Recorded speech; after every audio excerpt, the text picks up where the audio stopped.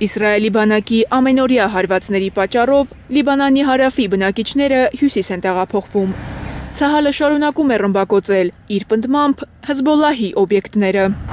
Լիբանանի սոցիալական հարցերի նախարարության վերջին տվյալներով շաբաթվա սկզբին Իսրայելի ավիահարվածներից հետո երկրում առնվազն 83,000 մարդ է տեղահանվել։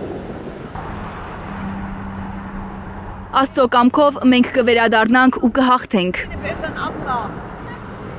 Լիբանանի առողջապահության նախարարությունը հայտնել է, որ առնվազն 72 մարդ, այդ թվում 7 երեխա, զոհվել է, իսկ 437-ը վիրավորվել Իսրայելի հարձակումների պատճառով։ Իսրայելը շարունակում է մահացու հարձակումները նաև Բեյրութում։ Գիշերը պայթյուններ են որոտացել մայրաքաղաքի օդակայան տանող ճանապարհին։ Օդային ռմբակոծություններին զուգահեռ Իսրայելի զինված ուժերը նաև ցամաքային ռազմական գործողություններ են սկսել հարավային Լիբանանում։ Իսրայելի պաշտպանության նախարարությունը տեսանյութ է հրապարակել, հայտնելով, որ հրեաներն առաջ են շարժվում Լիբանանի հարավում նոր դիրքեր գրավելու։ Ֆրանսիայի նախագահ Էմանուել Մակրոնը կոչ է արել Նեթանյահուին զերծ մնալ Լիբանանում ցամաքային հարձակումներից։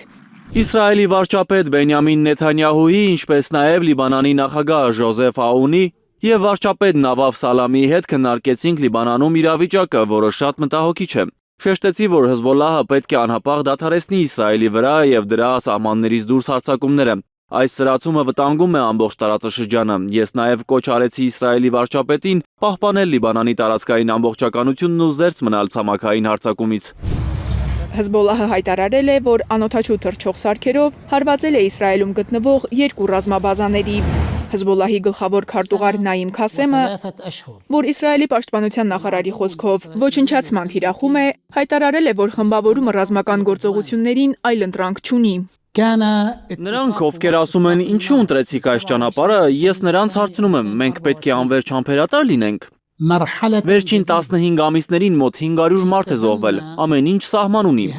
Վերջին ավելի քան 1 տարում Լիբանանի զինված ուժերի և ՄԱԿ-ի վիճակագրության համաձայն Իսրայելի ավելի քան 10,000 հարձակում է եղել։ Դրանցից մեկի ժամանակ էլ զոհվեց Ալի Խամենեին։ Կարծում եք թշնամին կլռի, եթե անպատասխան մնա։ Մեր հրթիռային համազարկն այդ պատրանքը ցրելու համար է։ Քասեմը քննադատել է Լիբանանի կառավարությանը, որ նրա խոսքով ենթարկվում է Իսրայելին ու պահանջում, որ զենքը վայր դնի Հեզբոլլահը։ Մարիամ Ամիրջանյան, Էլեն Յահինյան, Հայլուր։